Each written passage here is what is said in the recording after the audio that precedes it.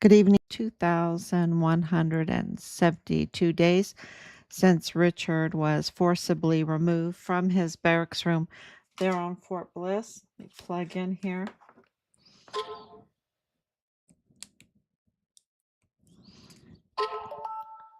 Okay. And make sure I turn everything on and it's all working.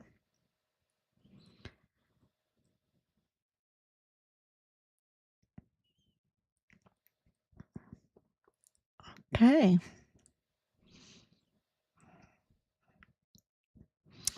So thank you for coming on so late. We are burning the midnight oil again. It just can't be helped because of everything that's going on, and having to check the news to see what's going on with Huachichol.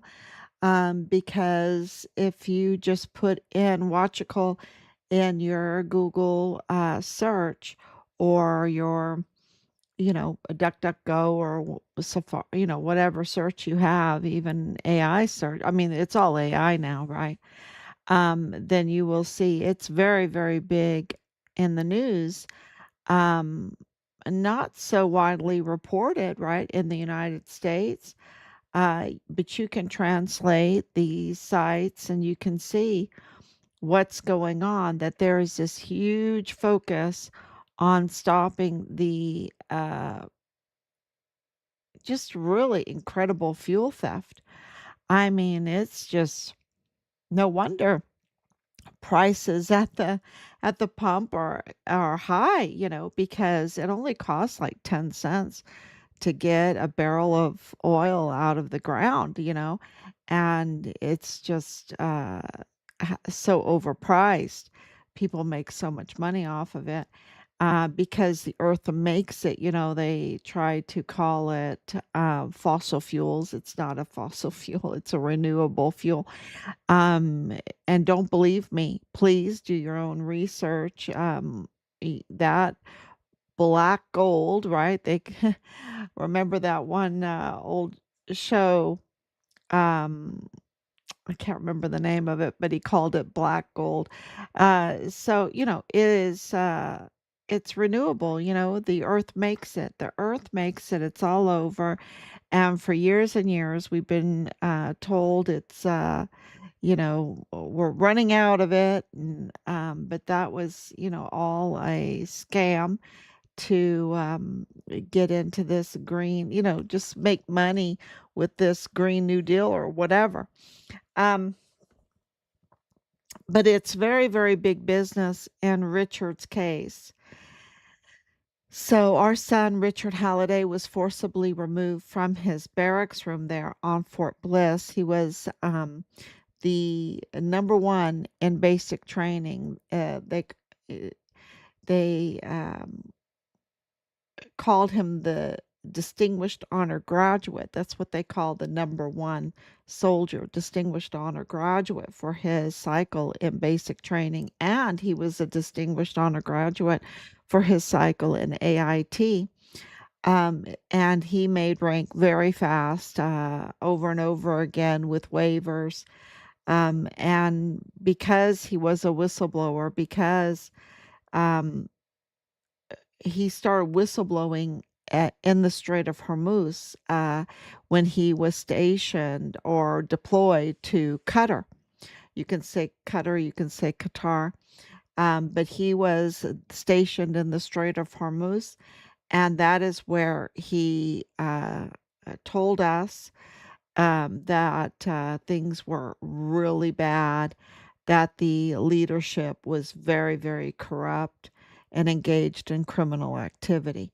So much so that Richard, um, had decided, because, he had, when he went in, he wanted to go in for a career, become a CID agent. And he said, no way, this is so corrupt.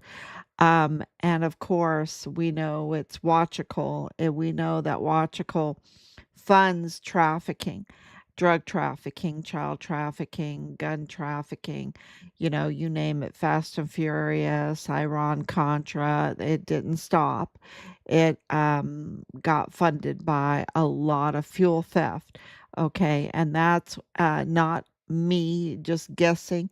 This is reading reports coming out from reliable sources that absolutely, explain that the Huachicol is a huge funder of terroristic activity because the cartel, especially Sinaloa and CJNG, have been so up to no good that they have been designated transnational terroristic organizations now.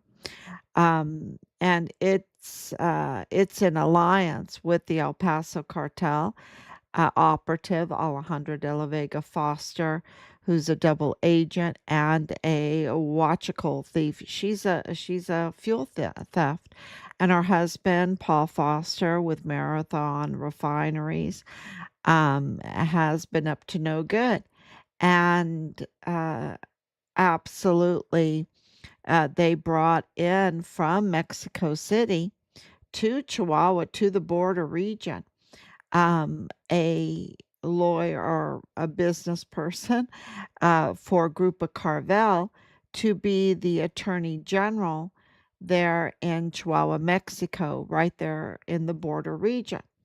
And of course, he was caught, Grupo Carvel, with the Huachical, selling stolen fuel at his gas stations. He had about 40 gas stations in the area.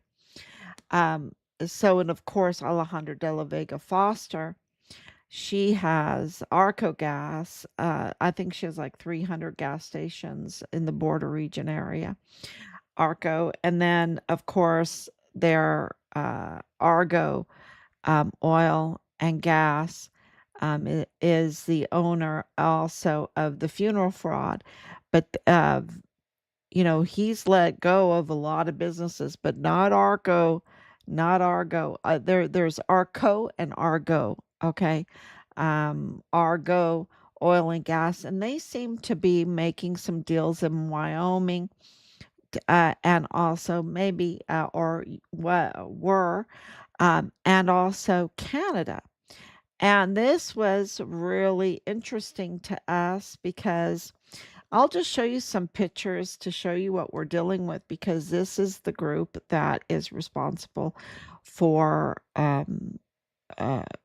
the whole targeting of Richard, the taking of his life, um, the infiltration on Fort Bliss in order to steal his body, traffic it um, to Mexico for disposal, and the targeting of our family, um, really putting in a lot of money, right? I mean, they put in, these are big hitters. They were putting in a lot of money into our son to silence him and to our family. And, it was just like, okay, what's going on here? They must be making a lot of money with this child trafficking, with the uh, uh, gun trafficking. And I've been saying fuel trafficking for a long time because of the fuel distributor that is involved in our son's case. And but really, when all the pieces are put together, it's about this fuel theft, right? And that's why they want to tamper with the elections, because they make so much money with this watchical, which means fuel theft, right? In Mexico, they tap into Pemex. The numbers are like staggering, how many taps they put in and how much oil they steal. They also steal the trucks by gunpoint. And who's been involved in that? Well, the El Paso cartel, right? The El Paso cartel. So let's go and look at some of these pictures, because I think it's um, really telling of what's all involved and in this case and why they came out with such big hitters and why the government itself on both sides of the border, you know, their silence speaks volumes, right? Their silence speaks volumes. So let me to connect the dots, right? And the media to connect the dots. So here's a display. Okay, so this is Marathon Refinery. So it's huge. It's huge. That's Paul Foster. Okay, that's Paul Foster. He owns a big share, a lot of shares in Marathon Petroleum. Okay, let me see if there's so much here. Oh yeah, that's Aldario. Aldiario. Let me turn this off so I can get to um I just have too many pages open. So much is going on.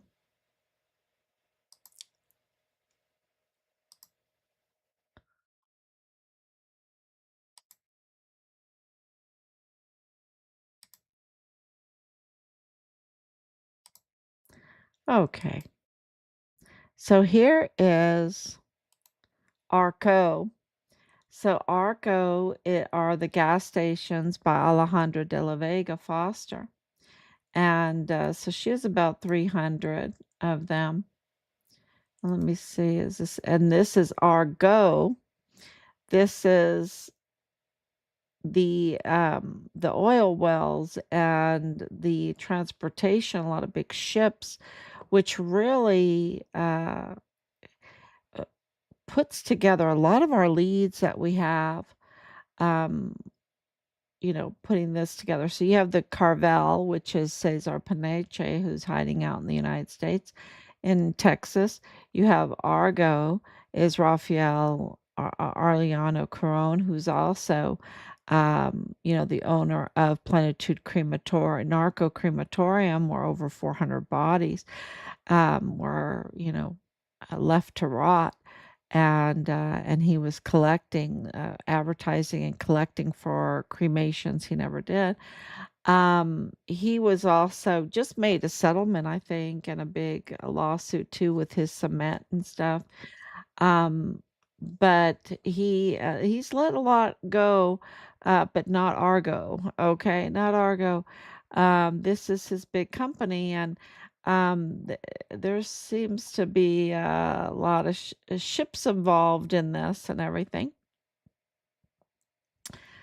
uh and overseas um and Canada for some, which really, like I said, puts a lot of pieces together. Especially remember when we were being harassed and threatened for months by these four phone numbers, and one of the phone numbers led to Toronto, Canada, right? And we're like, why is Toronto, Canada, threatening us and bullying us and um, you know, so this makes sense because this is big business here, and everything is really coming together as far as understanding why they brought out such so many. I mean, they paid, I don't know how much money they paid for all the assaults that we received, and um, the deception and the effort to stop us from finding out what happened to Richard. So this, it's fuel, y'all. It's fuel. It is absolutely watchical. And that's why it leads, when you peel back the onion, what they focus on, what they spend a lot of their money on, is tampering with the elections. or, really trying to swing the elections their way. That is, what they spend their money on. So here, they have this huge oil and gas business, be it refinery, be it gas stations, be it exploration or transportation of it. Um, but it seems to all be coming right back to the theft of Pemex um, oil and gas. And then, why do you need a well when you can just tap into Pemex, right? The pipeline in Mexico. Why do you need to even explore? You got it right there. So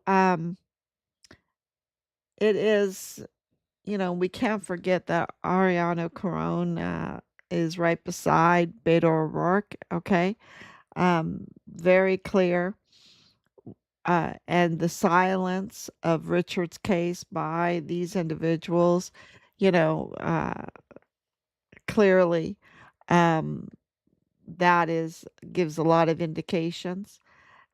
So it is about the fuel. It's all about the fuel. It's always been about the fuel and the elections, the elections.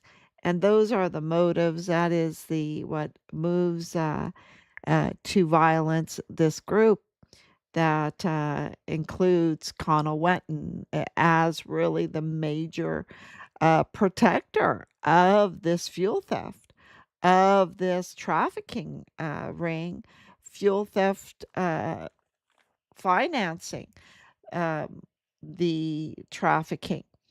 And there's Conal Whetten, absolutely part of it, because he didn't stop it.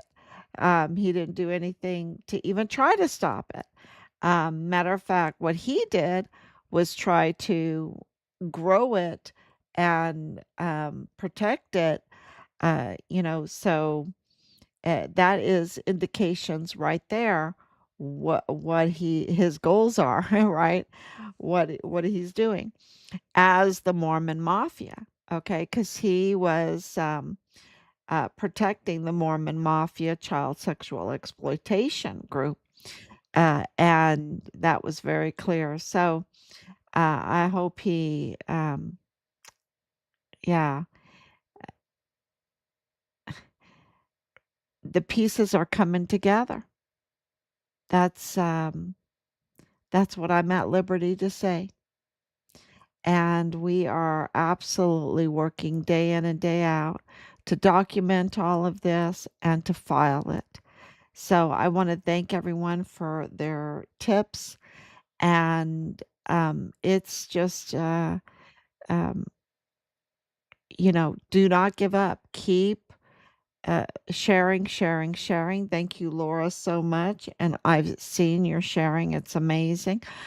Sharing all of my memes. Thank you from the bottom of our heart for doing that, because I see that on the search results, if I look up Conal Whetten or Huachicol or whatever, we come up. We come up. That's because of your sharing. Share, share, share. And our memes, our posters, uh, they come up in the search and in the images. So that has gotten really Richard's name out there. And that's what it takes, because the compromise, you look at the Senate Arms Committee, I just posted about that. Um, they should be all over this case, and for Richard, of course, repatriating his remains. They should be all over that. But they can't, because they are absolutely sidelined, um, cut at the knees. Um, they just can't move, right? They're hamstrung. Um, because what Richard has done is just um, you cannot not defend it, right? Especially when you're in politics. So their silence is speaks volumes. and the media silence speaks volumes because of the national security threat that this absolutely exposed.